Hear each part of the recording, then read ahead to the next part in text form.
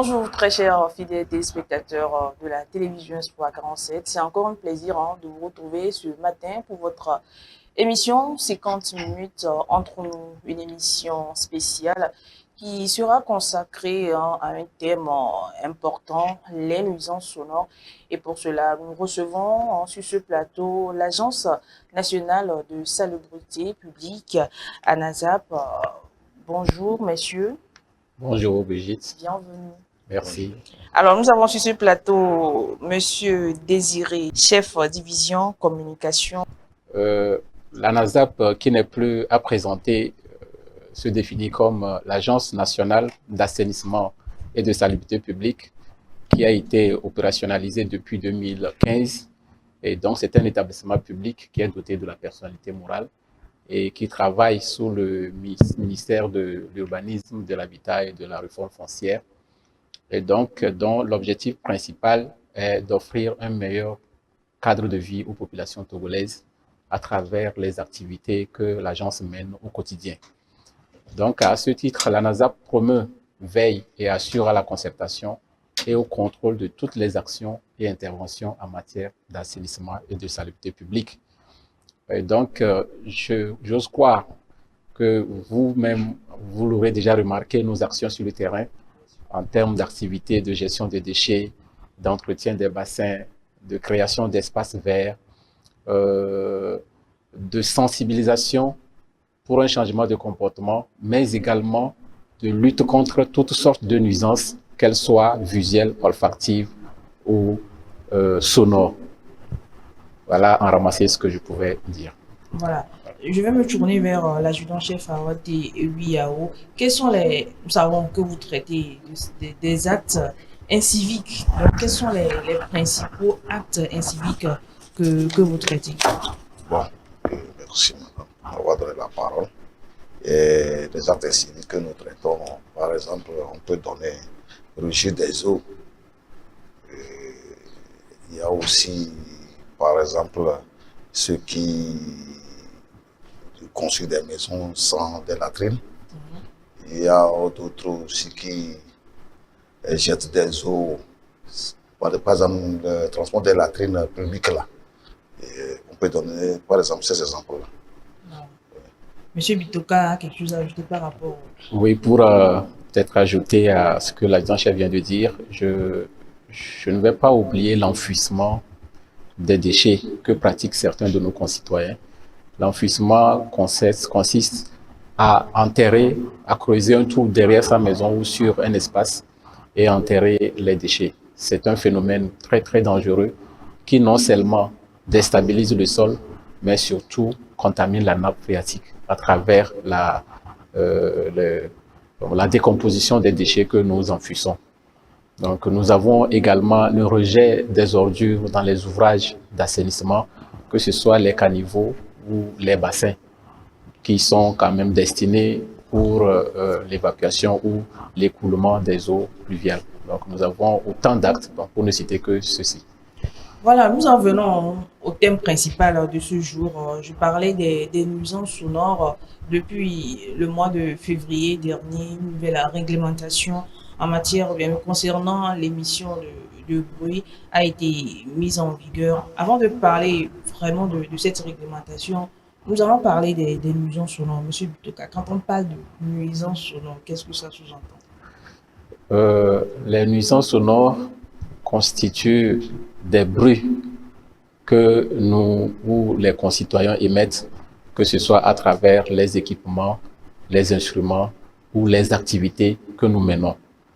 Et donc, c'est l'ensemble de tous ces bruits-là, arrivés à un seuil insupportable, on les classe dans les nuisances sonores, parce que là, ça devient des gênes pour la population. Monsieur adjudant-chef, pardon, Awate. Oui, alors, quelles sont les différentes sources de nuisances sonores? Bon, il y a des motos qui font du bruit et ils enlèvent le chapeau. Sans le chapeau, il y a bon, le moulin, les bars et les mosquées, les églises aussi. Donc, ce sont ces différentes sortes de nuisances sonores. Alors, vous avez donné des exemples, vous venez de dire les bars, les églises, on va dire les lieux de culte, Oui. mosquées, églises, couvents et autres. Alors, ça, ce sont les principales sources de, quoi peut-on, de nuisances sonores. Oui. Alors, moi, j'aimerais quelques exemples plus concrets. Par exemple, un monsieur qui se lève le matin, qui prend son mégaphone et qui se met à un carrefour pour évangéliser la population. Est-ce qu'il est dans une situation de nuisance sonore, M. Bitoka? Là, il faut distinguer deux situations. Il y a des situations dans lesquelles ces auteurs détiennent des autorisations. Et quand c'est autorisé par les autorités compétentes, notamment aujourd'hui les communes, c'est considéré comme une activité légale et occasionnelle. Là, on ne pourrait pas parler de nuisance sonore au moment où c'est une autorisation. Mais cela constitue une nuisance sonore quand c'est une activité qui se pérennise et qui n'a pas d'autorisation préalable. Et là, les populations ou les riverains sont en mesure de se plaindre. Voilà. Alors, je vais rester avec vous. Vous avez parlé de bruit et que ça ne doit pas dépasser un certain seuil. Alors, est-ce qu'on peut avoir une fourchette de... Parce qu'en termes de bruit, on parle de décibels. Est-ce Effectivement. qu'on peut avoir une fourchette de quel décibel ne pas dépasser pour qu'on ne nous accuse pas que nous sommes dans une situation de nuisance sonore? Effectivement. Si nous prenons l'arrêté interministériel 0138 du 20 février 2025, qui a été signé par 4 ministres, cet arrêté fixe le seuil des décibels. Notamment, ces décibels sont de 70 entre 6 heures et 22 heures et 55 décibels entre 22 heures et 6 heures. Donc, au-delà de ces normes, nous sommes en face d'une situation de nuisance sonore qui nuit à la tranquillité de nos populations. Et cette fourchette-là, est-ce que ça s'applique à toutes les sources de nuisance sonore ou bien peut-être c'est seulement les bars, les hôtels et autres? Est-ce que ça se différencie en termes de, par exemple, si on prend l'église, est-ce que pour l'église, par exemple, ça fourchette à ne pas dépasser les bars, ça fourchette ou bien c'est commun Oui, à toutes les sources c'est commun à toutes les sources. Et la mesure de l'intensité du son se fait aujourd'hui par des appareils que nous appelons des sonomètres. Et donc, ces seuils sont applicables à toutes les situations de bruit, puisque c'est une norme, même qui est internationale, selon laquelle, au-delà de ces décibels, seront les moments de la journée. Cela vraiment empiète à la tranquillité et au repos de la population. Voilà. Alors, adjudant-chef Awate, prenons cette, ou bien on va se spécifier sur les églises et les mosquées. Parce que nous ne sommes pas sans savoir qu'ils émettent des bruits, qu'on le veut ou non. Alors, comment vous gérez les bruits au niveau des lieux de culte? Bon, lorsque on nous interpelle, nous abordons les responsables de ces cultes-là et nous les indiquons les méthodes à prendre pour ne pas déranger la population. Oui, mais j'aimerais savoir de manière plus concrète sur le terrain. Est-ce que c'est seulement par la communication ou il y a d'autres actions que vous menez? Il y a d'autres actions, oui, il y a d'autres actions et lorsque nous les interpellons et ils n'arrivent pas à respecter les conditions mises à notre disposition, les conditions que nous avons appliquées, il y a les amendes qui on les appelle les articles. Il y a les amendes que nous attribuons. Monsieur Mtoka.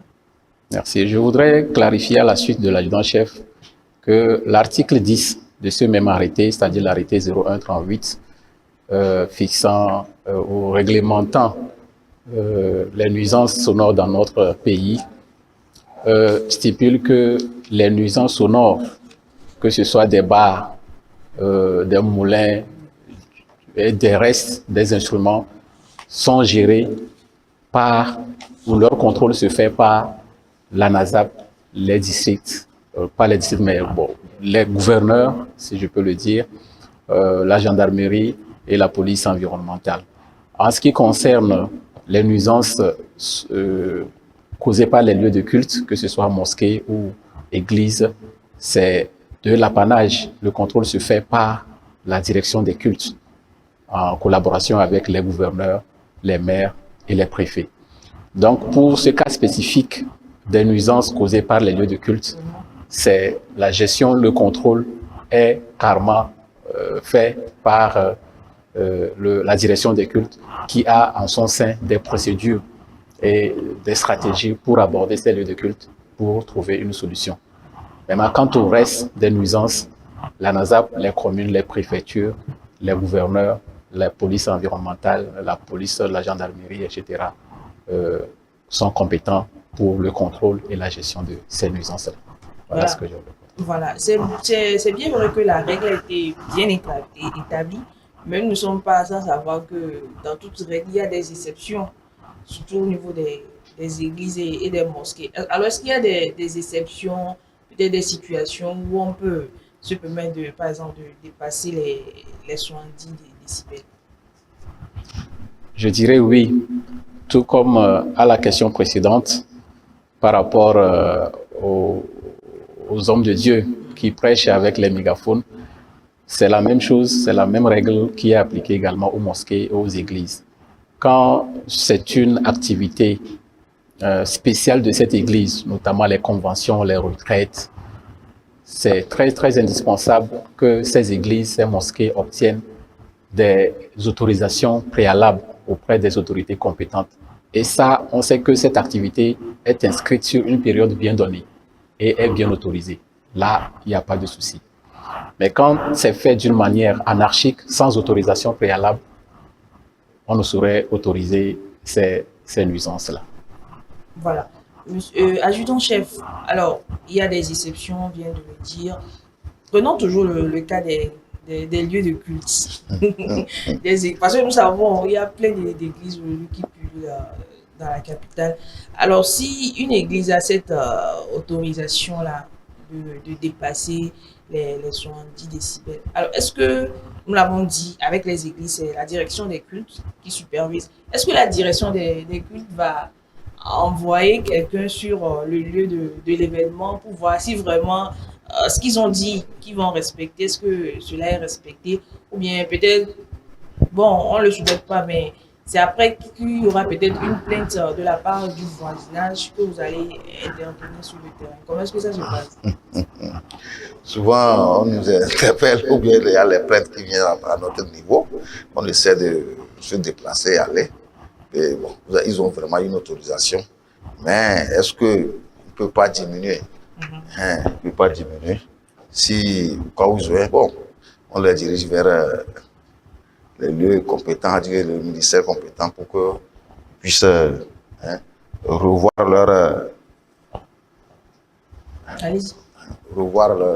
le volume de leur culte.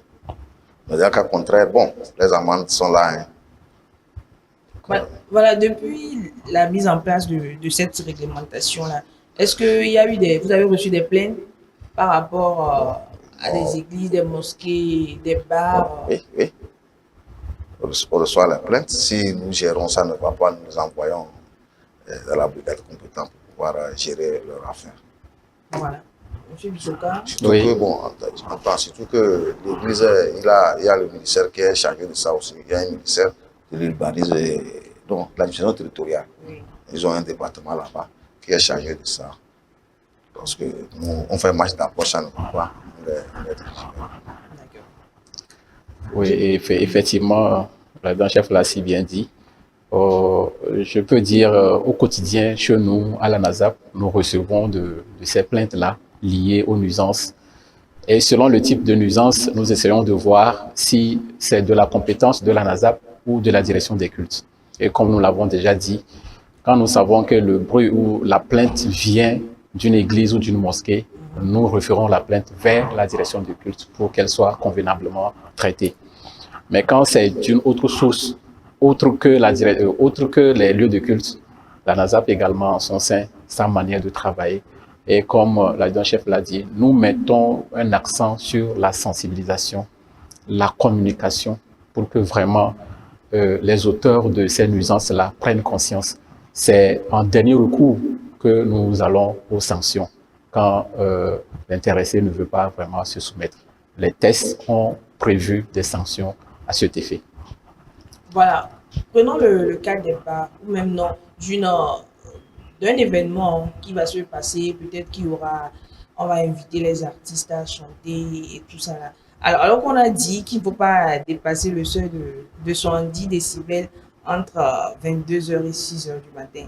Mais nous savons tous que dans ce genre d'événement, c'est à ces heures-là même que les choses sérieuses commencent. Surtout s'il y a un artiste que nous adulons qui est invité. C'est à cette heure-là qu'il y a plus d'audience. Alors, dans ce cas précis-là, comment est-ce que ça va se passer? Est-ce qu'on va, je sais pas, on va diminuer le son parce qu'on a dit qu'il ne faut pas dépasser les 70 décibels entre 22 heures et 6 heures du matin. Comment est-ce que ça va se passer?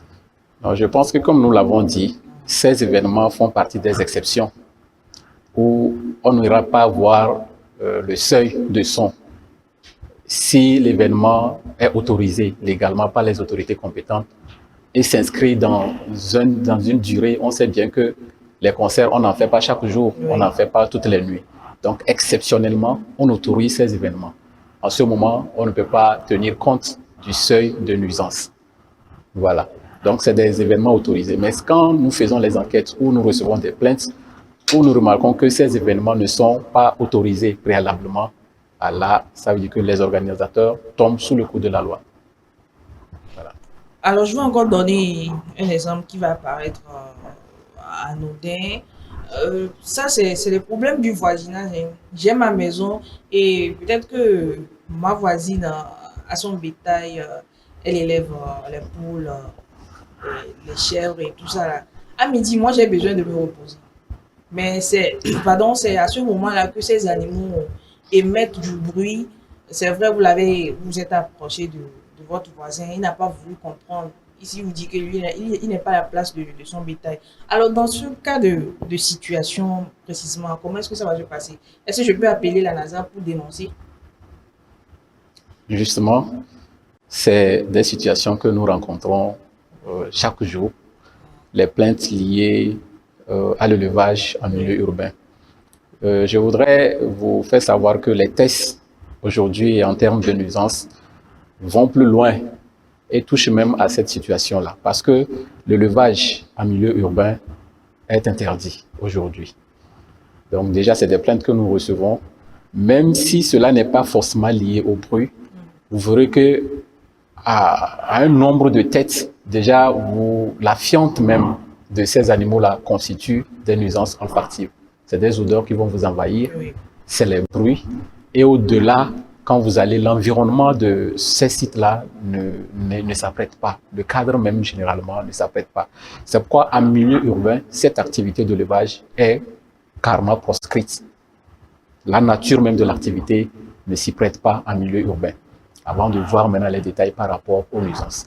Donc, si vous êtes dans cette situation où votre voisin se résigne de se plier à cette règle, vous n'avez jusqu'à appeler le numéro vert de l'agence, qui est le 8204, notre ligne verte qui est opérationnelle et gratuite au jour et heure ouvrable pour nous saisir, pour déposer votre plainte et elle sera prise en compte. Voilà. Adjudant-chef, un autre exemple. Je vais prendre cette fois-ci le cas des moulins. Alors, nous savons tous que parfois il y a des délestage. Ouais. C'est un cas récurrent. Et que c'est vers entre midi et 14 heures que le courant électrique est rétabli. Alors que moi, j'ai mon maïs à moudre. Qu'est-ce que je fais? Parce que je sais peut-être qu'à partir de 14 heures, en allant, il y aura encore des délestage. Est-ce que je peux aller me retrouver? Non, c'est interdit, c'est interdit. Bon, si vous permettez aux gens de moudre et le bruit là dérange les autres, moi vous voulez prendre. Cette fois, on aura chaque fois des plaintes. Donc le mieux c'est interdit. Lorsque ce sera rétabli plus tard, vous pouvez aller moudre votre maïs. Bon, moi je parle en tant qu'adjudant-chef, hein. Le règlement il est là. Bon, et quand on dit que je suis interdit, c'est interdit. Ouais, non. Mais également la réalité aussi sur Le terrain. Bon, s'il y a une plainte par rapport à ça, nous allons vous déporter, aller pour voir. Mais si, bon, c'est un cas, si ce n'est pas effectif, il n'y a pas de problème pour ça. Voilà, venons-en maintenant aux sanctions. Une église, une mosquée, un bar, un hôtel qui ne veut pas suivre la réglementation, quelles sont les sanctions qui sont prévues? Oh, je disais plus haut qu'il y a des amendes. Les amendes, ça va de 50 à 200 000, de 200 000 à 500 000. Bon, par exemple, un bar, bon, ça dépend. Ça dépend. Quand nous voyons le propriétaire, bon, comme vient de dire M. Bitoko, on les a sensibilisés. Bon, quand ils sont, on dit souvent têtus, quand ils sont têtus, on se lève on les lit les tests et nous les mettons les amendes. Nous les flanquons les amendes afin qu'ils puissent payer. Sinon, nous allons faire la saisie. On va plus loin en bloquant le bar là. Vous voyez? Si on prend le cas des amendes, c'est fixé peut-être en fonction de l'infrastructure ou bien c'est en fonction même de la peine. Par exemple, vous avez donné le cas des bars. Est-ce que la sanction ou bien l'amende qu'on va appliquer à un bar sera la même que Non. d'une église? Non, ce ne serait pas la même chose. Par exemple, le rejet des eaux usées là, la voie publique, c'est à 5 000. Le rejet des eaux usées sur la voie par les sociétés est à 100 000. Bon, ça se varie. Monsieur Biteka, vous avez dit par rapport aux sanctions? Effectivement, par rapport aux sanctions, cela va de la sensibilisation, pour ne pas répéter l'adjudant-chef, aux avertissements. Et après les avertissements, il y a les amendes. Et même, cela va à l'interdiction temporaire de l'activité. Par exemple, si vous êtes un bar et nous avons suivi toutes ces procédures, essayez de vous sensibiliser, de vous avertir, de vous mettre en demeure et que rien ne change. La loi nous autorise à interdire votre activité sur une période de 3 mois. Et au-delà, si après cette interdiction temporaire vous continuez, cela peut engendrer une fermeture définitive. Voilà ce que j'ai voulu ajouter. Parlons toujours du cas des sanctions. Vous l'avez dit, sensibilisation, amende, mise en demeure, interdiction. Alors, si vous faites tout cela en termes de sanctions et qu'il y a toujours l'établissement récidiviste, qu'est-ce qu'on fait? Je pense que l'adjudant-chef a effleuré la question. Alors, je vous parle. Si vous venez chez nous à la NASAP, vous verrez déjà qu'il y a des saisies qui sont faites. Puisque la loi, nul n'est censé ignorer la loi, et depuis le 20 février 2025, cet arrêté a été déjà opérationnel. Et comme je l'ai dit, nul n'est censé ignorer la loi. Depuis cette date, nous sommes déjà sur le terrain, les plaintes nous parviennent et les instruments de musique, surtout en ce qui concerne les bars, les instruments de musique sont saisis. Si l'établissement refuse ou résigne malgré toutes ces procédures de ramener l'intéressé à la prise de conscience, nous sommes malheureusement dans l'obligation de saisir ces instruments et de l'appliquer les amendes qu'il faut. Voilà, vous êtes, comme vous l'avez dit, un organisme et tout ça là, et que cette réglementation a été mise en œuvre depuis le 24 février. Est-ce que la NASAP a eu à faire certaines actions sur le terrain? Parce que vous l'avez dit, nul n'est censé ignorer la loi. Peut-être qu'il y a des églises, des bars qui ne savent pas. C'est vrai, chaque fois on fait sortir une réglementation en termes de nuisance souvent, mais il y a des gens qui ne savent pas que depuis février, il y a une nouvelle réglementation qui a été mise en place. Alors, est-ce que vous avez eu à faire des actions sur le terrain pour sensibiliser encore les concernés par rapport à cela?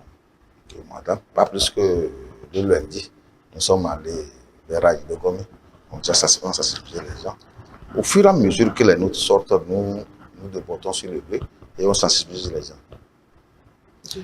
Je voudrais aussi ajouter que cet arrêté n'est pas nouveau. Les nuisances sonores existaient bien avant cet arrêté, mais c'est juste que les autorités ont voulu réchauffer et ressortir la question parce que le problème est récurrent sur le terrain. Et donc, depuis la publication de cet arrêté, la NASAP s'est engagée dans une vaste opération de sensibilisation, de conscientisation, ce que nous a même amené ce matin dans vos locaux pour essayer de parler à la population et à vos téléspectateurs par rapport à ces tests-là. Donc, nous avons un tour média prévu, même cet après-midi, nous serons sur d'autres chaînes de télévision et de radio, histoire de faire une large diffusion de cet arrêté-là, pour que dès que vraiment les sanctions vont commencer par tomber, nous avons déjà commencé, que personne ne dise qu'il n'a pas été mis au courant de cet arrêté-là. Donc, c'est une activité de longue haleine que nous avons planifiée sur une longue durée. Nous le faisons d'ailleurs et nous continuerons pas à le faire sur toute l'année pour vraiment que nos populations prennent conscience. Parce que nous sommes conscients que c'est quand tout le monde prendra l'ampleur de la chose que nous aurons moins de travail à faire. Voilà, nous sommes dans ce élan donc de sensibilisation et d'information. Prenons encore cet exemple, hein, quand vous étiez en train de parler, ça me venait à l'esprit. Nos vendeurs ambulants, je ne vais pas donner le nom de quelques produits que ce soit, Okay. Mais quand ils passent, vous êtes à la maison, vous savez qu'ils sont en train de passer. Parce qu'ils émettent des bruits, que ce soit par leur mégaphone, bien tout instrument qu'ils utilisent, genre pour vous attirer, qu'ils sont en train de passer et qu'ils aimeraient que vous achetiez leurs produits. Alors, dans ce cas, ils sont dans une situation de nuisance ou non. Parce que le monsieur, il passe chaque jour. Il ne faut pas oublier. Est-ce qu'il est dans une situation de nuisance ou non? Moi, je pense que comme c'est une activité temporaire, c'est vrai qu'il passe chaque jour. Mais je ne vois pas aussi de ces revendeurs-là dont les bruits sont vraiment exagérés. Non, Et puis, je me dis que c'est passager. Il ne vient pas quand même stationner devant votre maison et faire du bruit. Lui, il passe. Vous n'avez juste peut-être qu'à supporter quelques secondes, le temps qu'il passe votre devanture, et il continue. Bon, dans ce cas, on ne pourra pas quand même, tenant compte aussi de certaines réalités, lui faire des peines. Mais du moment où le bruit devient vraiment localisé, il devient local, il s'est stationné quelque part, et le bruit est récurrent sur de longues durées, là, les concitoyens sont en mesure de se plaindre. Voilà. Très chers téléspectateurs, depuis donc, le début de cette émission, nous parlons des nuisances sonores avec la NASA. Puis nous avons sur ce plateau l'adjudant-chef Watewi Yao, il est membre de la brigade de salubrité publique à la NASA, ainsi que M. Désiré Bitoka, il est chef division communication à la NASA. Nous saurons donc terminer cette émission en prenant vos mots de la fin. Je vais commencer par l'adjudant-chef Watewi. Merci, madame. Tout d'abord, je vous remercie de nous avoir invités. Et je remercie aussi nos chefs hiérarchiques qui nous ont désigné pour qu'on puisse les représenter ici, à travers votre télé aussi, pour que cette diffusion puisse aller au-delà de nos frontières, afin que les gens puissent savoir que nous sommes en train de faire un bon travail. Merci. Je vous en prie. Merci. Je voudrais, à la suite de ces échanges, interpeller à la conscience collective par rapport à ces nuisances. Et il faut que nous sachions que le thème que nous débattons va à l'intérêt général. Les tests ne sont pas pris contre quelqu'un, mais c'est pris pour qu'il y ait la quiétude, que tout le monde vive dans un environnement sain et paisible.